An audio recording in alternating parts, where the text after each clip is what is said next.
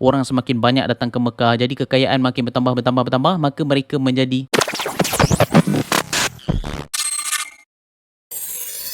Bismillahirrahmanirrahim. Assalamualaikum warahmatullahi taala wabarakatuh. Pada video yang lepas kita dah cerita berkenaan tentang Tanah Hijaz. Apa yang ada pada Tanah Hijaz semuanya kita cerita. Selain pada itu juga kita ada cerita berkenaan tentang kenapa Tanah Hijaz ini popular dan kenapa Tanah Hijaz ini juga tidak popular. Jadi perkara ini telah diceritakan di dalam video yang lepas. Bagi anda yang belum melihat video ini, anda boleh klik pada link video di atas. Baiklah, pada video kali ini saya nak cerita dan sambung berkenaan tentang siapakah penguasa yang pernah menguasai Kota Mekah suatu ketika dahulu. Jadi kita akan lihatlah satu persatu penguasa yang pernah menguasai Mekah ketika itu. Jadi sebelum kita nak cerita berkenaan tentang penguasaan suku-suku kaum terhadap Kota Mekah ini, kita kena cerita dahulu berkenaan tentang bagaimana penguasa Mekah ini dia dapat menstabilkan Kota Mekah ketika itu. Jadi antara sebabnya adalah mereka di kalangan suku-suku kaum Arab ketika itu telah bersepakat untuk tidak melakukan peperangan pada 4 bulan ini, iaitu pertama bulan Zulkaidah, Zulhijjah, Muharram dengan Rajab. Jadi 4 bulan ini digelarkan sebagai bulan-bulan haram untuk melakukan peperangan. Sepakat suku-suku kaum Arab ketika itu yang ada di Kota Hijaz, mereka tidak akan melakukan peperangan kerana menghormati Kota Mekah. Jadi apa yang berlaku dekat Kota Mekah? Jadi dalam bulan-bulan 4 ini, iaitu Zulkaidah, Zulhijjah, Muharram dan Rajab, mereka akan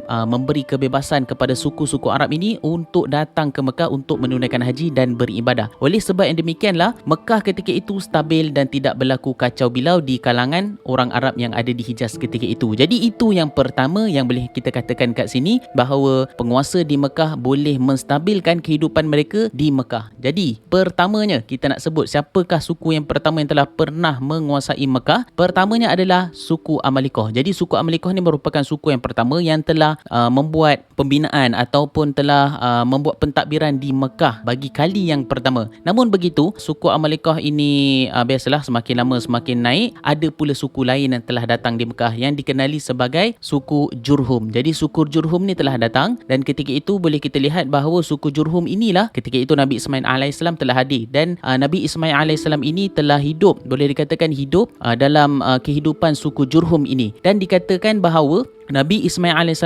mengahwini puteri dari suku Jurhum ini, dan ketika itu Nabi Ismail AS telah mendapat tempatlah kalangan suku Jurhum ini, di mana Nabi Ismail AS mendapat tempat untuk menjadi seorang yang diamanahkan menjaga Kaabah dan keagamaan, ataupun kita panggil sebagai dia menteri agama lah. Cuma Nabi Ismail AS tidak bertanggungjawab di atas aspek pentadbiran lain seperti ekonomi, politik dan sebagainya. Nabi Ismail AS telah dilantik di dalam suku Jurhum ini untuk dijadikan sebagai menteri agama ataupun hal ehwal untuk menjaga Kaabah dan keagamaan ketika itu. Biasalah semakin hari semakin maju di kalangan orang-orang Jurhum ini terdapat kelompongan, terutamanya bila manusia ni bila dia dah hidup dalam keadaan ketamadunan yang mewah dan mempunyai kehebatan-kehebatan tertentu, semakin lama rakyat dia semakin lemah dalam aspek-aspek yang tertentu. Mungkin mereka telah lalai dan alpa. Biasalah sebab dah kekayaan semakin bertambah, orang semakin banyak datang ke Mekah, jadi kekayaan makin bertambah, maka mereka menjadi lupa. Maka ketika itu ada seorang putera daripada Jurhum ini yang dipanggil sebagai Ibnu Amr Jurhum, di mana beliau ini telah menyatakan hasrat, di mana dia ni datang untuk menegurlah orang-orang Jurhum ni, suku Jurhum ni, sebab dia tegur, dia tengok orang-orang suku Jurhum ni dah macam makin lama semakin teruk. Mereka ni dah tak hiraukan berkenaan tentang ibadah, menghormati orang-orang lain, bahkan seakan-akan menghalakan diri mereka ke arah jahiliah. Ini akan menyebabkan tamadun ataupun kabilah ini ataupun suku ini akan menjadi rosak disebabkan masalah di kalangan mereka itu sendiri. Banyak perkara lah, mungkin mereka ni menipu ke, ataupun mereka ini dah start melakukan kejahatan. Oleh itu menyebabkan Ibnu Amr Jurhum ini telah tegur dia. Namun begitu, di kalangan orang-orang Jurhum tidak menerima apa yang ditegur oleh putera Ibnu Amr Jurhum ini. Jadi dia pun ambil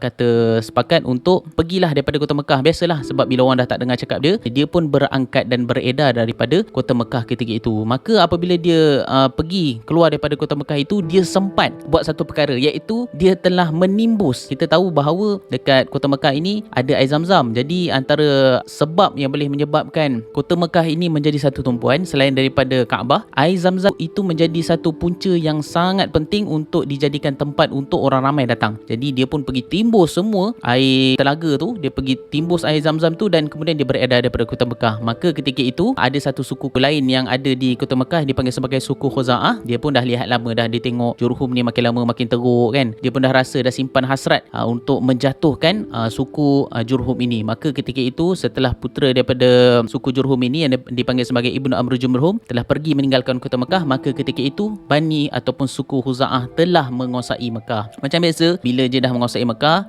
mula-mula bertambah naik. Bila dah 1 tahun itu ada berlakunya orang kata kerompongan ataupun berlaku masalah yang sangat besar di kalangan suku Huza'ah ini, maka ketika itu datang lagi satu suku yang dipanggil sebagai suku Quraisy. Jadi suku Quraisy ini adalah suku yang boleh dikatakan berpengaruh. Dia datang bukan biasa-biasa, dia bukan datang dalam keadaan yang biasa-biasa. Dikenali dan mereka ni telah masuk ke dalam kota Mekah untuk tinggal di Mekah. Jadi suku Quraisy ketika itu telah dikepalai oleh seorang lelaki dipanggil sebagai Qusay. Jadi Qusay ini merupakan datuk Nabi SAW.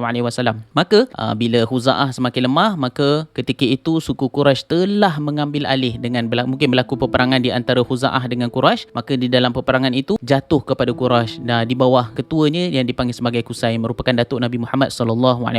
Jadi bila Quraisy telah memegang kota Mekah, maka ketika itu Qusay dia telah membuat satu perubahan di mana dia telah membina satu tempat yang dipanggil sebagai Darun Nadwah.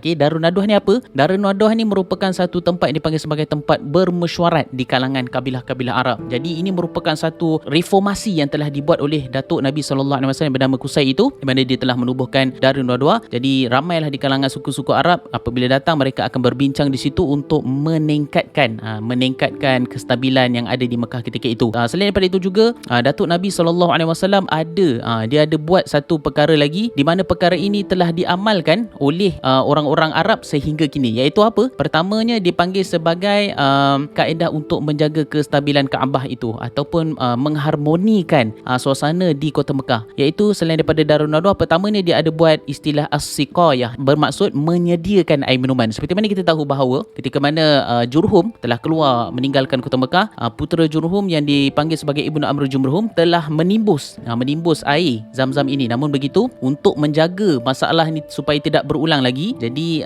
Qusay ini telah membuat satu kaedah di mana as-siqayah, di mana menyediakan air minuman untuk jemaah-jemaah haji. Jadi dia akan sediakan sebagai satu pentadbiran di mana ada yang menjaga air Zam-Zam ini. Dan selain daripada menjaga air Zam-Zam ini, dia juga meletakkan kurma untuk menjadikan air Zam-Zam itu bertambah manis. Jadi dia dapatlah mengedarkan air itu kepada semua jemaah haji. Ini adalah istilah pertama yang dipanggil sebagai as-siqayah. Keduanya ar-rifadah. Rifadah bermaksud menyediakan makanan. Seperti mana kita tahu, di kalangan orang Arab yang datang ke Mekah ketika itu bukannya semuanya senang. Kaedah ini dipanggil sebagai menyediakan makanan. Jadi orang-orang Arab Quraisy ini mereka akan menyediakan makanan kepada semua jemaah haji yang hadir untuk ziarah ke Kaabah ketika itu. Dan ini merupakan perkara-perkara yang dilakukan oleh kerajaan Arab Saudi sehingga sekarang, menyediakan air. Keduanya, mereka juga menyediakan makanan kepada jemaah haji. Mereka menyambut tetamu itu lebih kurang sama dilakukan oleh Arab Quraisy ketika itu. Dan berikutnya adalah dipanggil sebagai al-liwa. Al-liwa ini adalah menyeru peperangan dengan memasang bendera di tombak-tombak. Jadi ini merupakan satu perkara lah yang mungkin dikatakan sebab kota Mekah ni merupakan kota yang masyhur. Jadi menjadi satu orang kata tarikan, dan apabila kota Mekah ini mengeluarkan